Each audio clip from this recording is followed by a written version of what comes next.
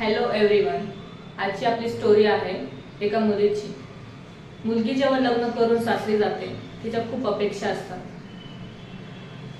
तिच्या नवऱ्यासोबत अपेक्षा असतात, तिच्या सासू सासऱ्यांसोबत अपेक्षा असतात. ती आपलं घर सोडून दुसऱ्या घरी जात असते. तिला त्या नवीन रंगात रंगायचं असतं, त्यांच्या आवडीनिवडी पाहायच्या असतात, त्यांना काय हवं काय नको हे सगळं तिला पाहायचं असतं. पण एखादी मुलगी जेव्हा लग्न करून जाते आणि तिथले सासू सासरे जर तिला छळणारे असतील तर काय होणार त्या मुलीचं. तर आजची स्टोरी आपली त्या रिलेटेडच आहे. तमिळनाडूमधून त्रिपुरा इथली आपली स्टोरी आहे. रिथानिया. रिथानिया या मुलीसाठी आपलं कुटुंब एक मुलगा शोधत असतो आणि योगायोगाने एक कविन नावाचा मुलगा त्यांना भेटतो. दोन्ही कुटुंब एकमेकांसोबत भेटतं आणि पुढील चर्चा सुरू होते. मुलीच्या घरचे बॅकग्राऊंड आहे, त्यांचे वडील रिअल इस्टेटचा बिझनेस करतात, त्यासोबत टेक्सटाईलचाही बिझनेस चालू आहे त्यांचा. आणि जे मुलाकडचे आहेत त्यांचं बॅकग्राऊंड पॉलिटिकल आहे. दोघांची कुंडली मिळवली जाते आणि त्यानंतर लग्नही ठरतं त्यांचं. तर लग्नामध्ये आपली जी भारतीय परंपरा आहे की हुंडा किती देणार, तर मुलाकडचे मागणी करतात की आम्हाला 4.5 किलो गोल्ड पाहिजे, सोबतच एक कार पाहिजे. आणि आमचं जे बॅकग्राऊंड आहे ते पॉलिटिकल आहे, तर खूप मोठे मोठे बिझनेसमॅन पॉलिटिकल लोक असे येतील, तर तुम्ही लग्न चांगलं थाटामाटात करा. तर त्यांना पण वाटतं आपली मुलगी आहे, चला आपणही थाटामाटात लग्न करू. तर मुलीकडचे जे आहेत ते लग्नासाठी 250 करोड एवढा खर्च करतात. सोबतच मुलाला 70 लाखाची वेगो कारही देतात आणि त्यासोबत 4.5 लाख सोनंही देतात आणि 2 किलो सोनं नंतरही देण्याचं ठरतं त्यांचं. लग्न होतं, मुलगी सासरी जाते आणि सासरी गेल्यानंतर 2-3 दिवसही होत नाहीत की सासू सासरे तिला ताणे मारायला चालू करतात. नवरा तिला फिजिकली टॉर्चर करतो की तुझ्या आई वडिलांनी आम्हाला काय दिलं आहे, देऊन देऊन एक कार दिली आहे आणि 250 करून फक्त खर्च केला आहे. तर आमच्या अमुक अमुक यांनी एवढा खर्च केला, अमुक अमुक त्यांनी तेवढा खर्च केला, तर तूही एवढा खर्च करायला हवं होतं. तर 2-3 दिवसानंतर मुलगी घरी जाते माहेरी आणि ती पप्पांना आई वडिलांना सांगते की मला असं असं छळलं जात आहे, मला मेंटली फिजिकली टॉर्चर केलं जात आहे. तर आई वडील म्हणतात बाळा तुझं आताच लग्न झालेलं आहे आणि आजूबाजूचे काय म्हणतील, मुलीचं लग्न झालं मुलगी लगेच घरी येऊन बसली, तर तुझं लग्न झालंय, आता या छोट्या मोठ्या गोष्टी चालतच राहणार, तुला त्यांना सांभाळून घ्यावं लागेल, तुला त्यांना सांभाळून घ्यावं लागेल. तर मुलीलाही वाटतं चला आता जाऊया. तर मुलगी 2-3 दिवसांनी परत सासरी जाते आणि तिथं राहावं लागते. पण त्यांचं सासू सासऱ्यांचं नेहमीच चालायचं, मानसिक छळ करायचे, ताणे मारायचे, आरडाओरड, नवरा फिजिकली टॉर्चर करायचा. ती तेवढं सहन करूनही काही आई वडिलांना बोलत नाही, कारण की आता आपण आपलं कुटुंब सोडून दुसऱ्याच्या घरी आलोय. देऊन देव किती त्रास द्यायचा आई वडिलांना, त्यांनी आपल्या लहानाचं मोठं केलंय, हे सहन करते ती सगळं आई वडिलांखातीर. परंतु हे काही सासू सासऱ्यांचं थांबत नाही, त्यांचं कंटिन्यू चालत राहते. परत मुलगी 20 दिवसांनी माहेरी जाते. तिचा तो सहन करण्याची शक्ती आता नव्हती. ती परत आई वडिलांना आपली भीती सांगते सगळी. पण आई वडील म्हणतात बाळा तुला आता ऍडजस्ट करावं लागेल, तुझं लग्न झालेलं आहे आणि या छोट्या मोठ्या गोष्टी चालत राहणार. तो मुलीला दुःख होतं थोडंसं, मी ज्यांना आपलं आयुष्य म्हणते आपलं ते आपल्याला असं बोलतायत.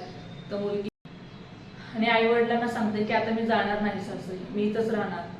पण आई वडील ते म्हणतात आपल्या आजूबाजूचे लोक काय म्हणतील, तुझं आताच लग्न झालंय आणि ते लगेच तुटलं, लग्नाला 1 महिनाही झाला नाही.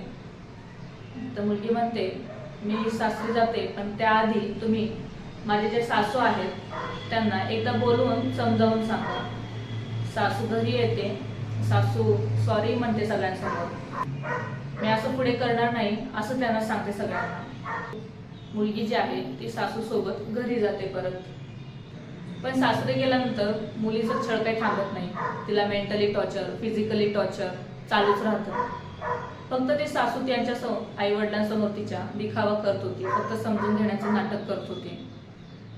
पण तिथपर्यंत थांबलं नाही. मुलगी परत काही दिवस राहते, पण तिची आता सहन करण्याची शक्ती जी आहे ती आता नव्हती.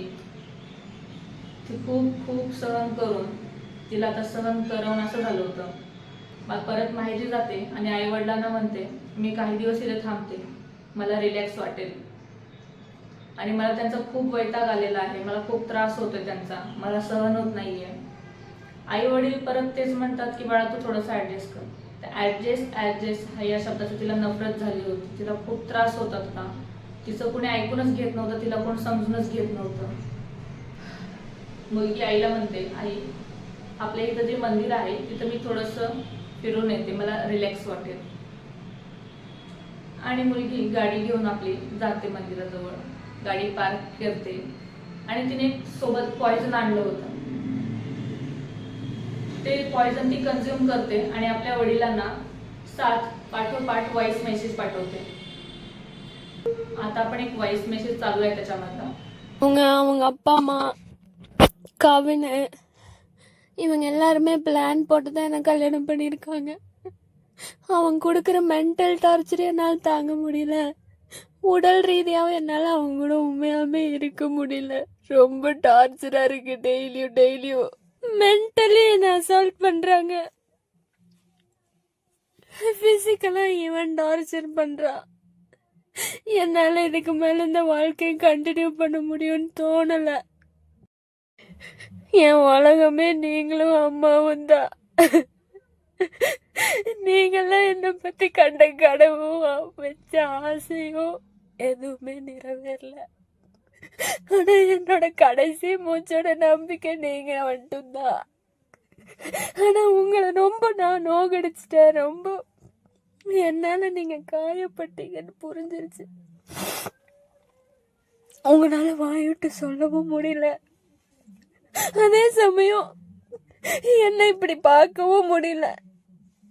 என்னால நீங்க படுற வேதனை எனக்கு புரியுது. என்ன மன்னிச்சிருங்கப்பா, என்ன மன்னிச்சிருங்கம்மா. அவ்வளவுதான், முடிஞ்சு போச்சு எல்லாமே. நான் போறேன்.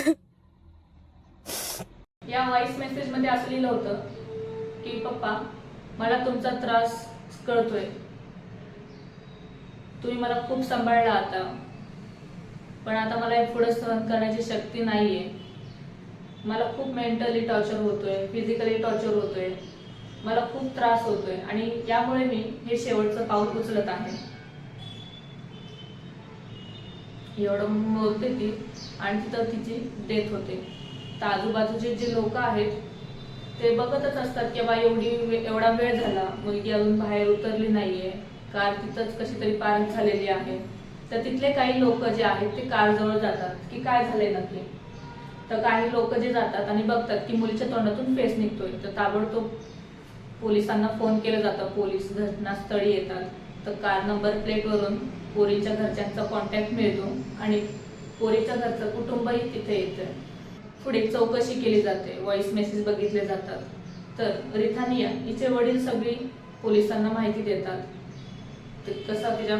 कसं त्यांच्या मुलीचा छळ केला जायचा, तिला कसं टॉर्चर केलं जायचं, हे सगळं पोलिसांना सांगितलं जातं. आता जे आहे पोलीस ते सासू सासऱ्यांना आणि रिथानियाच्या नवऱ्याला अटक करतात आणि ते सध्या जेलमध्ये आहेत. माझी प्रत्येक आई वडिलांना एकच विनंती आहे, जेव्हा मुलगी आपली सासरी म्हणते की मला तिथे राहायचं नाही, माझा मानसिक छळ केला जातो, मला अत्याचार केले जातात, तर तिला ताबडतोब आपल्या घरी बोलून आणा. कारण की तिचं लहानपणापासून हे एकच घर होतं आणि आपण तिला लहानपणापासून मोठं केलंय. आपण तिच्यासाठी खूप स्वप्न पाहिले आहेत. तर कुणीतरी येईल, तिला छळ करून जाईल तिचा आणि ती एक टोकाचं पाऊल उचलेल, हे कदापि योग्य नाहीये. आणि तुम्ही तुमच्या स्वतःच्या मुलीवर विश्वास ठेवून तिला आपल्या स्वतःच्या घरी आणा.